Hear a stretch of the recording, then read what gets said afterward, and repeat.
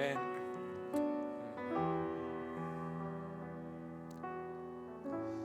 거룩하시고 감사하신 하나님 아버지, 우리의 구원을 작정하여 주시고 아들 예수 그리스도를 통해 우리의 죄를 사하여 주시며 올해도 한 번 더 사순절을 맞게 하여 주셔서 나의 죄를 돌아보고 나를 위해 고난 받으시고 죽으신 예수님을 바라보는 동행의 복된 시간을 허락해 주심에 감사를 드립니다. 주님과 연합되어 있는 우리의 심령과 입술과 행함이 주님의 뜻 가운데 온전히 서기를 간절히 원합니다.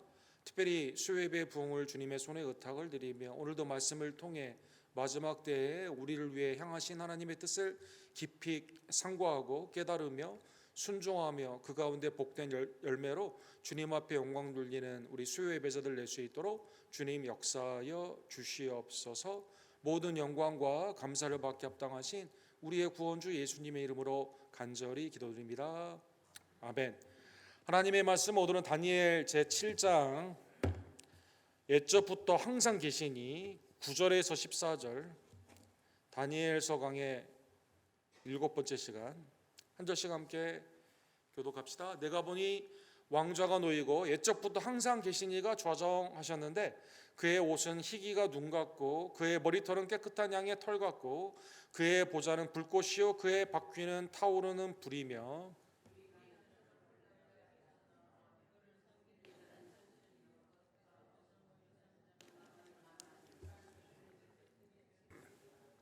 그때 내가 작은 뿔이 말하는 큰 목소리로 말미암아 주목하여 보는 사이에 짐승이 죽임을 당하고 그의 시체가 상한 바 되어 타오르는 불에 던져졌으며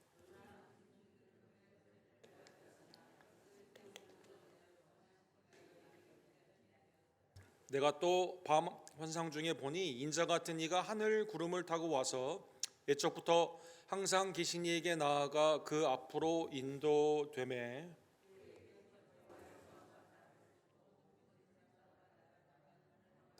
모든 자들이 그를 섬기게 하였으니 그의 권세는 소멸되지 아니하는 영원한 권세요 그의 나라는 멸망하지 아니할 것이니라. 아멘. 오늘 항상 계신 하늘 보좌에 계신 성부 하나님과 또 인자 구름을 타고 오시는 인자를 통한 성도의 승리를 함께 상고하기를 원합니다. 우리 나폴레옹 유럽을 제패하고 아프리카 그다음에 아시아를 이제 손을 넣었던 나폴레옹이 여러 기록들을 많이 세웠는데 뭐 러시아를 나중에는 그래도 패배했지만 러시아를 이기기까지 하고 그다음에 유럽을 제패하고 아프리카의 북쪽과 그다음에 아시아의 일부를 이렇게 차지하는 여러 가지 것들의 레코드가 많이 있는데 이분이 세운 기록 중에 서구의 기독교 사관을 가진 나라 중에서 아직도 깨지 못한 단 한 번의 기록이 있습니다. 그것은 뭘까요? 그것은 왕위로 올라가게 되면서 이때 그 파이어스라고 하는 교황이 있었는데 교황까지 불렀는데 그전에는 어떻게 했을까요? 여러분 지금도 유럽의 왕실들 보게 되면 그다음에 뭐 미국의 대통령이나 누구든지 간에 그 다음 더 높은 권위 아래서 교황이나 아니면 그 주교나 아니면 헌법에 손을 얹고 이 위임을 받지 않습니까? 나폴레옹은요 자기보다 높은 사람이 없다는 것을 표현하기 위해서 교황을 앞에 앉혀놓고 왕관을 자기가 이렇게 직접 썼습니다. 왕관을. 그다음에 그 아내에게 조세핀에게 이제 오른쪽 그 유명한 그림이죠. 아내에게도 왕관을 이제 자기가 직접 주게 된 것이죠. 그러면서 이렇게 말했습니다. 권위는 뭐 하나님이나 아니면 교황 뭐 이런 게 아니라 권위는 나로부터 나온다. 아주 유명한 말을 했습니다. 그렇죠. 내 사전에는 불가능이란 거 없고 권위는 나보다 높은 사람이 없기 때문에 이 왕관을 누가 써야 돼요? 내가 쓰는데 그러면 누가 쓰여줘야 됩니까? 교황이 아니라 하나님이 아니라 내가 써야만 된다. 그래서 1804년에 왕관을 직접 쓰고 아주 그냥 교만하게 아내에게도 이렇게 여왕의 왕관을 주게 되는 것이죠. 그리고 10년 동안 독재자로서 이제 그 황제의 권위를 누리게 됩니다.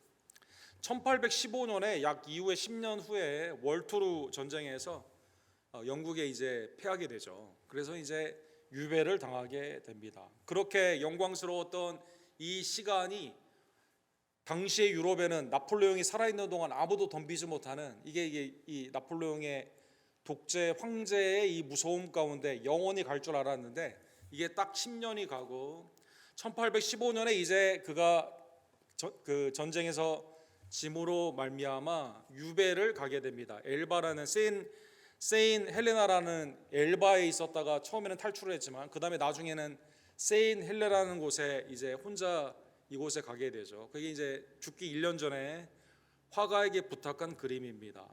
왜 앞모습을 안 그리고 뒷모습을 그렸을까요? 마지막에는요, 이 나폴레옹이 배가 많이 나왔다고 합니다. 그래서 몸의 체형이 아주 안 좋기 때문에 이렇게 뒷모습으로 이렇게 하고 그다음에 여러분 뭐 다른 이야기지만 이 나폴레옹이 썼던 이 모자 불란서에 프랑스에 가게 되면 박물관에 있는 이 모자를 이런 그 오랜 골동품 파는 데서 이 모자 같은 게 있으면 이게 나폴레옹이 썼던 모자라고 이렇게 판다고 하죠. 그래서 이 모자 빵떡과 같은 이 모자가 아주 유명한 모자입니다. 마지막에 죽었을 때는 이렇게 홀로 이렇게 죽게 되고 그 다음에 이제 이 그림을 마지막으로 그 다음에 바로 죽게 됩니다.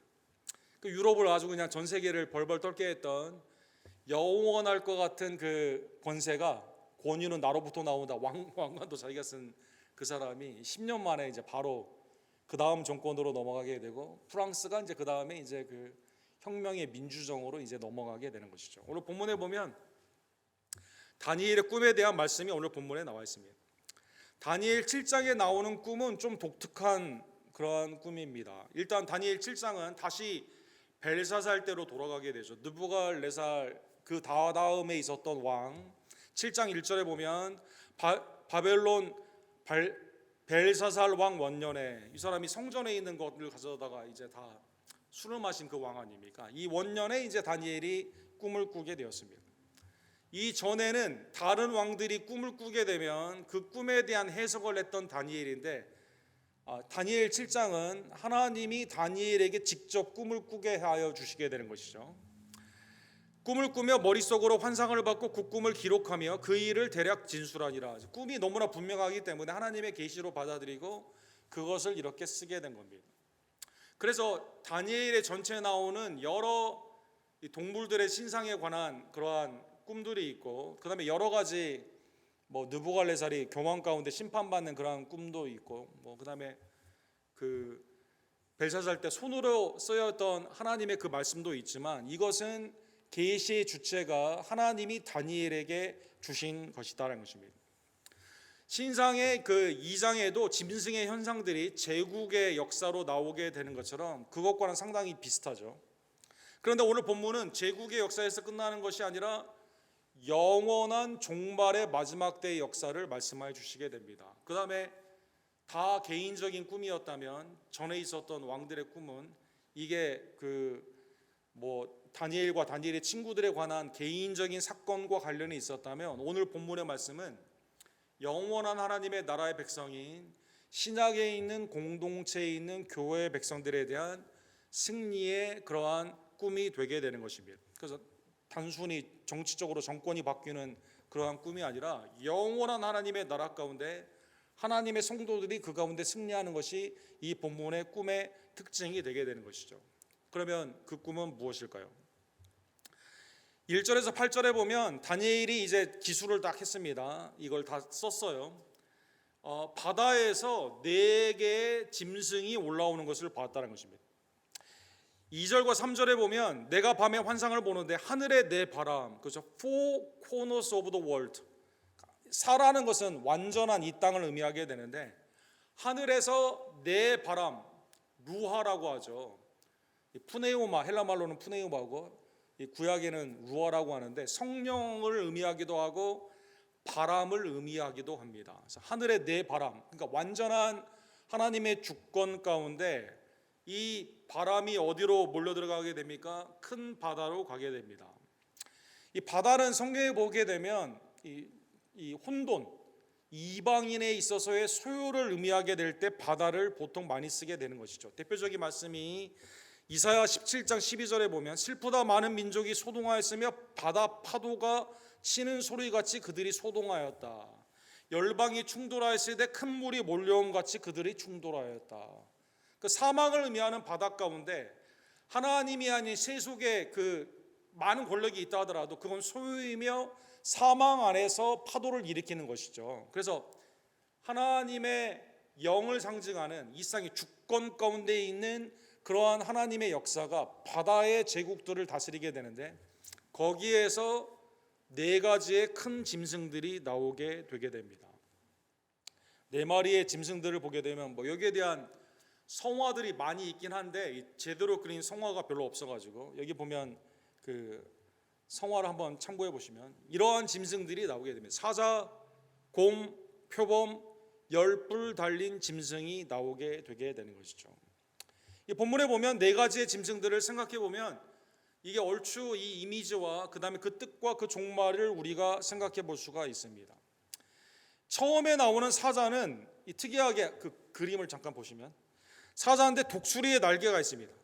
근데 날개가 뽑혀 있고 사람처럼 걸어 다니는 서 있는 그 모습이 나와 있게 됩니다.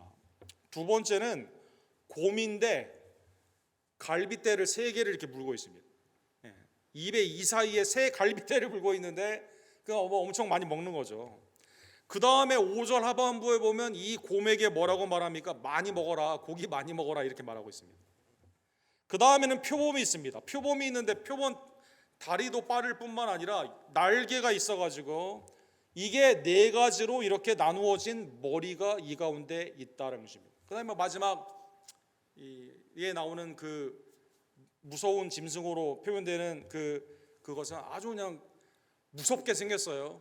아주 오늘 본문에 보면 이 뿔들이 10개가 있고 그 다음에 뿔에서도 이 3개가 또 나눠져 있어가지고 이 한 뿔이 큰 말, 사람들을 미혹하는 그러한 말들을 하고 있습니다. 그러면 17절에 보면 하나님의 사자가 이 짐승들이 뭐냐, 이 짐승은 세상에 일어나는 왕이다라고 해석을 해줍니다. 여러분 17절이 굉장히 중요한 말씀이에요. 이 외에 다른 해석을 하는 사람들은 그러니까 성경 말씀이 성경을 지금 풀어주고 있기 때문에 이렇게 다르게 해석하는 것은 이단이죠. 어쨌든 큰 짐승이 세상에 일어날 내 왕이다라는 것입니다. 그러면 오늘 벨사살이기 때문에 느부갈네살로 있는 바빌론 당시에 있었던 이 바빌론의 왕국에 있었던 다니엘부터 제국의 역사를 생각해 보게 되면 그 다음에 마지막에 하늘로부터 내려오는 인자와 같은 이, 그러니까 인자는 예수 그리스도거든요. 그리스도로부터 뒤로 역사적으로 내 제국을 뒤로 하게 되면 첫 번째 아주 사자와 같고 그 다음에 날개까지 있는 그 제국은 바빌론으로 우리가 생각해 볼 수가 있습니다. 그리고 궁극적으로 바벨론은 낮아지게 되는 것이죠. 그 다음에 나오는 제국을 생각해 보게 되면 곰을 볼 수가 있습니다. 아주 탐욕적이죠. 메대와 바사, 바벨론보다 더 많은 영토를 가지고 있고 아주 그냥 갈빗대를 갖고 있는데 또 먹을 것을 찾고 있는 아주 그냥 그 탐욕이 가득한 힘을 추구하는 그 나라를 볼 수가 있습니다. 메대와 바사 왕국을 생각해 볼 수가 있다는 것입니다. 세 번째, 표범이 원래 다리도 빠른 데다가 날개까지 있어요. 그런데 이게 4개의 머리로 분열이 되죠. 그래서 헬라 왕국을 이 가운데 우리가 예표를 하는 것을 볼 수가 있습니다. 이 알렉산더 이후에 이 헬라가 나누어지게 되는 4개로 나누어지게 되죠. 그 다음에 이제 10개 뿔이 가진 이 바다에서 나오는 아주 무서운 그 짐승 로마죠. 로마의 10개의 주권자들이 이 가운데 있는 공화국의 형태를 가진 것들이, 그 다음에 이제 로마의 문화 가운데 어떻게 합니까? 큰 말이라고 되어 있는데 아주 위험스럽고 아주 그냥 사람들을 미혹하는, 성도를 핍박하는 그런 말을 하게 되는데 이 로마, 예수님 당시에 핍박을 앞장섰던 로마 제국을 그 가운데 볼 수가 있다는 것입니다. 특별히 10개 뿔이 달린 이 짐승이 특이합니다. 7절과 8절에 보면 내가 밤 환상 가운데 그 다음에 본 넷째 짐승은 무섭고 놀라우며 또 매우 강하며 또 쇠로 된 큰 이가 있어서 먹고 부서뜨리고 그 나머지를 발로 밟으며 그 짐승은 전에 모든 짐승과 다르고 또 10뿔이 있었더라. 8절에 보면 내가 그 뿔을 유심히 보는 중에 다른 작은 불들이 그 사이에 나더니 그러니까 아주 그냥 쇠까지도 부수는 아주 무서운 그러한 짐승인데 제국인데 10개의 뿔이 있을 뿐만 아니라 그 사이에 3개의 뿔이 작은 뿔들이 있습니다.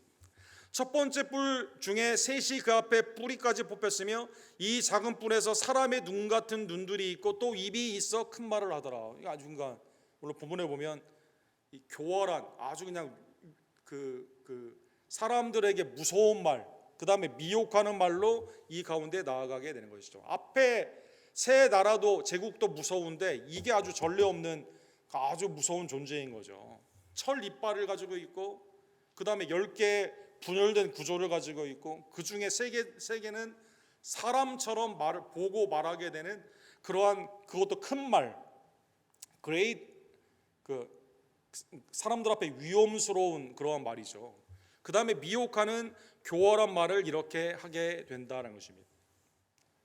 그래서 로마의 예수님 당시에 있어서의 미혹하는 그러한 세력, 그다음에 군대로 무서운 세력, 이것을 생각해 볼 수가 있다는 것입니다. 그런데 이 꿈이 특이한 게 이게 이제 이 4개의 제국의 역사이냐, 그게 아니라 오늘 본문의 주제이죠. 본문의 주제는 뭘까요? 그런데 이렇게 무서운 나라가 이 땅 가운데 올라오지만 바다에 있고 사람들을 핍박하지만 8절, 9절, 10절에 보면 이 가운데 하나님이 이 모든 것을 제어하고 계시다는 것입니다. 내가 보니 왕좌가 놓이고 옛적부터 항상 계시니가 좌정하는데 이 세상의 짐승과 같은 제국의 나라는 일어났다가 패하고 일어났다가 패하고 계속되고 있는데 보좌에 앉으신 하늘의 보좌에 앉으신 그분은 옛적부터 영원 가운데 항상 계신 분이다라는 것입니다. 지상에 있는 이 짐승들은 다 괴물스럽고 어떻게 보면 우리에게 위협을 주고 핍박을 하고 미혹을 하는 더럽고 추한 것인데 그분은 그렇지 않습니다. 그의 옷은 희기가 눈 같고 그의 머리털은 깨끗한 양털 같고 그의 보좌는 불꽃이요 그의 바퀴는 타오르는 불이니라. 인간이 죄인이 가까이 갈 수 없는 거룩하고 순전한 그러한 것이 있고 더 나아가 10절에 보게 되면 불이 강처럼 흘러 그 앞에 나오며 그를 섬기는 자는 천천히요 그 앞에 모셔선 자는 만만이며 심판을 베푸는데 책들이 놓여있더라. 천천만만, 이게 완전수죠. 모든 만유에 있는 사람들이 그 앞에 공의의 심판을 받을 수 있도록 책이 그 앞에 놓여져 있다는 것입니다. 이 땅의 왕들과는 다르죠. 잠시 있다 사라지는 자기의 힘을 가지고 탐욕을 가지고 다스리는 이 땅에 잠깐 있다 사라지는 나라들이 아니라 이분은 영원하십니다. 거룩하십니다. 순결하십니다. 만유를 다 주관하고 계십니다. 그리고 만유의 심판주로 공의 가운데 판단하시는 그러한 분이다라는 것입니다. 옛적부터 항상 계시니 그분은 누구일까요? 오늘 본문에 보게 되면 이분은 성부 하나님을 의미하고 있는 것이죠. 그 다음에 또 다른 환상을 보게 됩니다. 13절에 보면 내가 또 밤 환상 중에 보니 인자 같은 이가 하늘 구름을 타고 와서 옛적부터 항상 계신 이에게 나아가 그 앞으로 인도되며, 아까 옛적부터 항상 계신 이에게 인자 같은 이가 하늘의 구름을 타고 와가지고 그 앞에 인도함을 받게 되는 것입니다. 11절에서 14절에 보면 그러면 이 인도함을 받는 이 인자와 같은 이는 어떠한 일을 했을까요? 오늘 본문에 보니까 11절에 보면 이 마지막 짐승이 오늘 하나님을 대적을 하게 됩니다. 그래서 내가 작은 뿔로 말하는 큰 목소리로 말미암아 주목하여 보는 사이에 짐승이 죽임을 당하고 하나님을 대적하는 이 짐승이 죽임을 당하게 되는 것이죠. 그리고 다른 짐승들도 일정한 기간 동안 살 수 있지만 궁극적으로 심판을 받게 되게 된다는 것입니다. 그래서 다른 짐승들의 권세가 박탈이 됩니다. 그리고 이 모든 권세와 영광을 누구에게 드리게 됩니까? 항상 계신 이가 인자와 같은 이에게 이 모든 것을 위임하여 주시게 되는 것이죠. 그래서 14절에 보면 그에게 권세와 영광과 나라를 주고 모든 백성과 나라들과 다른 언어들을 말하는 모든 자들이 그를 섬기게 하였으니 그의 권세는 소멸되지 아니하는 영원한 권세요 그의 나라는 멸망하지 아니할 것이니라. 그래서 항상 계신 이가 인자와 같은 이에게 이 모든 승리를 선언하시고 그 가운데 모든 통치의 권세를 하늘과 땅에 있는 모든 권세를 그에게 주신다는 것입니다. 그러면 이 일을 다니엘이 꿈을 꾸게 되었는데 해석을 누가 하여 주실까요? 15절에 보니까 다니엘이 이게 무슨 뜻인지를 다니엘조차도 잘 해석이 안 됐어요. 그런데 하나님의 종이 와서 그 가운데 해석을 하여 주시게 됩니다. 아까 말씀드린 네 짐승들은 세상에 일어날 왕들을 의미하고 있다라고 말씀하여 주십니다. 그리고 이 환상의 궁극적으로 인자와 같은 이의 그 놀라운 영원한 나라의 위임의 통치를 통해 누가 승리하게 될까요? 18절에 보면 우리 다 같이 18절 읽도록 하겠습니다. 지극히 높으신 이의 성도들이 나라를 얻으리니 그 누림이 영원하고 영원하고 영원하리라. 이 제국의 나라 가운데 무섭고 우리를 해치는 것 같고 우리를 괴롭히고 핍박을 하는 이 나라가 있는 것 같은 줄 알았는데 인자와 같은 이가 이 모든 것을 승리하시고 그리고 이 나라를 아버지의 위임의 통치 가운데 다스리시는 이 인자가 그 통치의 은혜를 누구에게 주십니까? 성도들에게 이 가운데 주신다는 것입니다. 그래서 이 성도들이 나라를 얻게 됩니다. 이 누림이 영원하고 영원한 가운데 이 왕과 더불어 항상 계신 이와 그 다음에 하늘에서 내려오신 인자와 같은 이와 더불어 함께 통치를 하게 되게 되는 것이죠. 그래서 항상 계신 이가 이기시고 내 짐승이 25절에 보면 성도들을 핍박을 하지만 그러나 하나님께서 이 내 짐승들을 다 그 가운데 심판하여 주시게 되는 것입니다. 그래서 25절과 27절에 보면 이 항상 계신 이와 인자와 같은 이를 통해 성도에게 하나님의 나라가 이 가운데 주어지게 되는 것이죠. 25절에 보면 성도를 핍박하는 네 짐승의 떼가 오늘 본문에 나와 있죠. 그가 장차 지극히 높으신 이를 말로 대적하여 아까 10뿔 달린 그 짐승을 말하고 있습니다. 25절에 보면 해석을 해주는 거예요.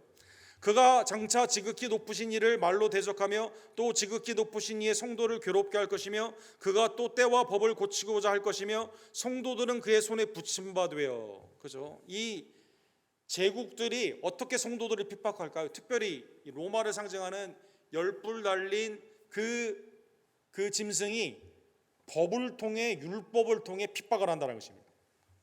그리고 이 핍박의 때가 어떻게 계산이 되었을까요? 25절 하반부에 보게 되면 한 때와 두 때와 반 때를 지나게 되게 되는 것입니다.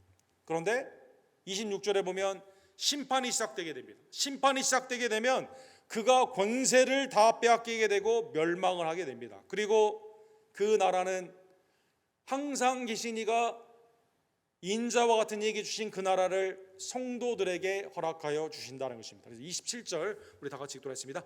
나라와 권세와 온 천하들의 위세가 지극히 높으신 이의 거룩한 백성에게 붙임바 되리니 그의 나라는 영원한 나라이라 모든 권세 있는 자들이 다 그를 섬기며 복종하리라. 그래서 한때, 두때, 반때 25절에 나오는 어떻게 보면 이게 좀 기호처럼 나와 있습니다. 한때는 1, 때를 1년으로 보게 된다면 1년으로 볼 수 있고 1년, 두 때는 2년이겠죠.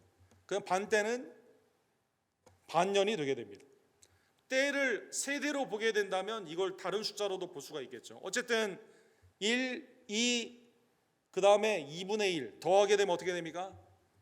3과 2분의 1입니다. 3과 2분의 1. 수비학으로 보게 되면 완전수, 하나님의 수는 7이죠.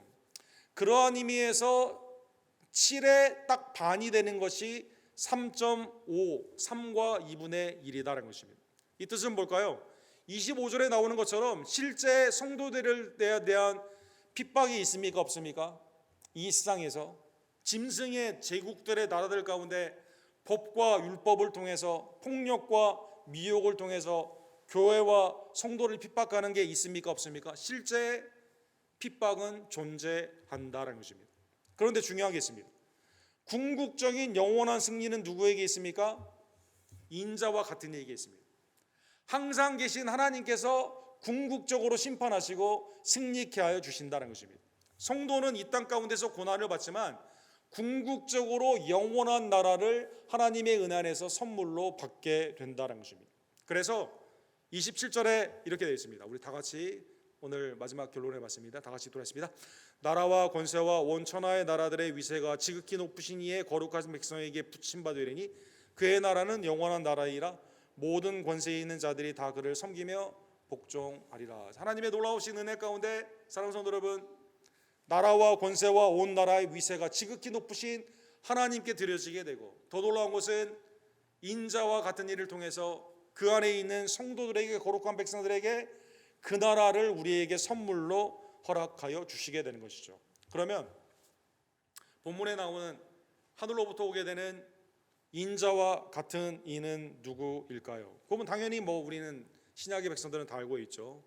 예수님이 본인을 말을 하게 되었을 때, 물론 에스겔도 인자라는 단어를 쓰긴 썼어요. 근데 그거는 자기를 낮추는 말이지만, 예수님이 자기를 3인칭으로 표현하셨을 때 Son of Man이다라는 말씀을 하셨습니다. 하나님의 아들이라는 것과 사람의 아들이라는 것을 같이 썼죠. 하나님의 아들이 신성이고 사람의 아들이 인성이라는 뜻일까요? 그런 뜻이 아닙니다, 여러분. 오늘 본문에 나오는 다니엘 7장의 배경을 가지고 주님이 하늘로부터 오는 인자를 말씀하셨다는 것입니다. 자, 그러면 아까 말씀드린 것처럼 바벨론이 아무리 풍성한 문화와 역사와 권력을 가지고 있다 하더라도 바벨론을 표현할 때는 하나님의 눈에서는 뭘로 표현합니까? 그냥 짐승입니다. 짐승. 여러분, 짐승. 아무리 이 땅의 최고의 권세다 하더라도, 메대와 바사다 하더라도 곰이에요, 곰. 그렇죠? 아무리 알렉산더 대왕이 훌륭하고 오늘날의 헬레니즘을 열었다 하더라도 하나님 편에서 봤을 때는 뭡니까? 그냥 동물, 짐승, 표범입니다. 표범. 그 다음에 로마가 아무리 이 땅의 권력을 다 가지고 있고 세계를 제패한다 하더라도, 그 다음에 제국의 역사를 가장 오랫동안 지속했다 하더라도 하나님 편에서는 어떤 겁니까? 그냥 괴물과 같은 것, 그냥 짐승과 같은 겁니다. 비스트입니다. 비스트. 그러면 제국이 짐승으로 낮게 이렇게 표현이 됐다면 하나님의 아들을 표현을 할 때 어떻게 표현합니까? 하늘로부터 오는 Son of Man, 사람으로 그렇게 표현하셨다는 것입니다. 이게 무슨 뜻인지 아시겠죠? 이 세상의 최고의 것을 표현하려면 낮음으로 표현하게 되어서 짐승으로 표현이 됐는데, 하나님의 아들을 표현할 때는 어떻게 했습니까? Son of Man, 인간으로 그렇게 표현하셨다는 것입니다. 그러면 예수님은 인자라는 단어를 그냥 아무 때나 쓰셨을까요? 그렇지가 않습니다. 마가복음 13장 26절에 보면 오늘 본문의 말씀이 그대로 버베이텀 똑같이 쓰여져 있죠. 그때 인자가 구름을 타고 큰 권능과 영광으로 오는 것을 사람들이 보리라. 그렇죠? 영광의 쉐카이나 그 구름을 타고 우리 가운데 오시게 되는 것, 하늘 권세 가운데 이 땅에 오시게 되는 것이죠. 주님이 초림하셨을 때 구름 타고 영광 중에 오셨을까요? 아니죠. 주님의 초림은 사람들이 어디 왔는지도 모를 정도로, 그렇죠? 말구여 낮아짐으로 오셨습니다. 마가복음 13장 인자가 구름을 타고 온다는 뜻은 뭡니까? 주님의 재림이죠. 완전한 심판주로 우리 가운데 오시게 된다는 것입니다. 즉 하늘 권세의 모든 승리를 가지신, 심판의 권세를 가지신, 항상 계신 그 왕좌에 계신 아버지로부터 그 나라를 위임을 받는 그 아들, 통치자이며 모든 권세자이며 심판주로 우리 가운데 주님은 오신다는 것입니다. 주님은 마가복음 8장 31절에 보면, 그런데 이 인자가 초림하셨을 때는 어떻게 하셨습니까? 예루살렘에 가게 되면 인자가 제사장과 장로를 통해 고난을 받고 십자가에 못 박혀 죽으시고 3일 만에 부활하여 주시게 되는 것이죠. 여러분과 저를 위해 고난 받으셨다는 것입니다. 왜 고난 받으셨을까요? 오늘 다니엘 7장에 나오는 영원한 나라를 우리에게 주시기 위해, 우리의 죄를 사하여 주시고 영생의 하나님의 그 통치 가운데 참여할 수 있는 영생의 하나님의 성도의 은혜를 주시기 위해 주님은 고난 받으셨다는 것입니다. 주님은 마가복음 2장 10절에 보면 인자가 땅에서 죄사하는 권세를 있는 줄을 너희에게 알게 하노라. 그래서 중풍병자를 그 가운데 안식일에 고쳐주시게 됩니다. 사랑하는 성도들, 죄사함의 권세를 가지신 분입니다. 안식일의 주인이 되십니다. 더 나아가 계시록 14장 14절에 보면 오늘 본문에 나오는 그 말씀이 다시 한번 인용이 되죠. 이 사도 요한이 하나님의 나라를 보게 되는데 14만 4천 명이 찬미를 하나님께 드리고 있죠. 그 중에 14절에 보면 내가 또 보니 흰 구름이 있고 구름 위에 인자 같은 이가 앉으셨는데 그의 머리에는 금면류관이 있고 그 손에는 예리한 낫을 가졌더라. 영원한 왕으로 통치하여 주시고 그 가운데 모든 경배와 찬미를 받게 합당하신 우리의 구원주이시다는 것입니다. 오늘 다니엘 7장에 성도의 승리를 주시기 위해 맨날 짐승들에게 당하는 고난 가운데 당하는 우리들을 긍휼히 여겨 주시고, 그런데 이게 영원한 게 아닙니다. 영원한 하나님의 나라는 하나님의 은혜 가운데 주님이 이 모든 짐승을 다 패하시고 그 가운데 승리하여 주시고 그 승리를 여러분과 저에게 주셨다는 것입니다. 주님은 이 짐승들을 어떻게 이기셨을까요? 세상의 짐승들은 율법과 자기의 폭력, 자기의 힘으로 다스리는 이 나라를 주님은 어떻게 이기셨을까요? 놀랍게도 십자가를 통해 이기셨습니다. 골로새서 2장 15절에 보면 통치자들과 권세자들을 무력화하여 드러내어 구경거리로 삼으시고 십자가로 그들을 이기셨느니라. 아니, 폭력으로 이긴 다음에 개선문으로 퍼레이드하는 거 아닙니까? 주님은 놀랍게도 십자가를 통해 이기셨다는 것입니다. 왜? 이 나라가 아니라 영원한 나라를 여러분과 저를 위해 주시기 위해. 우리의 죄에 속함이 있어야만 하나님의 거룩한 백성이 되기 때문에 주님은 십자가로 이 모든 권세, 율법, 폭력, 이 세상에 있는 모든 것들을 무력화하고 그 나라를 여러분과 저에게 주신 것입니다. 계시록 5장 10절에 보면 그들로 우리 하나님 앞에 나라와 제사장들을 삼으셨으니 그들이 땅에서 왕노릇 하리로다. 하나님의 은혜 안에서 여러분과 제가 왕노릇 하게 되는 것이죠. 주님의 통치의 영원한 나라에 함께 참여하게 된다는 것입니다. 어떻게? 주님이 십자가의 죽으심으로 말미암아. 그래서 계시록 5장에 보면 사도 요한이 보좌에 앉으시는 일을 보게 되는데 거기에 어린 양이 있죠. 어린 양. 전에 죽임을 당한 것 같은 그 상처가 있는 그 어린 양. 그렇죠? 그 어린 양의 승리를 통해서 여러분과 저에게 하나님이 그 나라를 거저 주시고 그 영광 가운데 왕노릇하게 되는 오늘 다니엘 7장의 말씀을 그대로 성취하여 주셨다는 것입니다. 우리 왕 예수 그리스도가 승리함으로 말미암아 그의 십자가의 구속을 받은 하나님의 백성인 하나님의 나라의 백성인 우리가 그 승리에 동참하게 되는 것입니다. 그러므로 오늘 본문의 말씀을 기억하며 사랑하는 성도 여러분, 주님이 우리에게 이미 이기신 이 은혜를 기억하며 이 세상에 환난이 없는 게 아니에요. 경건히 살고자 하는 자에게 핍박에 있는 이 짐승과 같은 이 세상 안에서, 그런데 여러분과 저는 어떻게 합니까? 환난 가운데서도 기뻐하며 그 가운데 믿음으로 승리하는 하나님의 복된 종들 되기를 간절히 원합니다. 바울 사도는 로마서 8장 18절에 이렇게 말씀하시죠. 생각한데 현재의 고난은 장차 우리에게 나타날 영광과 비교할 수 없도다. 그렇죠? 어떤 게 무겁습니까? 독사, 하나님의 이 영광이, 이 글로리가 어느 것보다 무거운 거죠. 더 중요하고 우리에게 영광스럽게 있는 거죠. 현재 있는 그 고난은 장차 오는 그 영광과 비교할 수 없을 정도로 앞으로의 그 영광이, 더 하나님이 우리에게 주시는 그 영광이 크고 놀랍고 아름답다라는 것입니다. 고린도전서 15장 57절과 58절에 보면 부활을 말씀하던 바울 사도께서 적용을 이렇게 하여 주시게 됩니다. 우리 고린도전서 15장 57절과 58절 우리 마지막으로 읽도록 하겠습니다. 우리 주 예수 그리스도로 말미암아 우리에게 승리를 주시는 하나님께 감사하노니 그러므로 내 사랑하는 형제들아 견실하여 흔들리지 않고 항상 주의 일에 더욱 힘쓰는 자들이 되라. 이는 너희의 수고가 주 안에서 헛되지 않은 줄 아미로다. 그렇죠? 이 세상은 국민에 있는 모든 것들을 가져다가 왕이 혼자 누리는, 그렇죠? 독식하는 세상이죠. 사랑하는 여러분, 세상은 금메달 올림픽에 금메달, 은메달, 동메달만 알아주는 세상입니다. 금메달만 보통 알아주죠. 동메달 누가 땄는지 잘 관심 갖지 않지 않습니다. 그런데 놀라운 게 있습니다.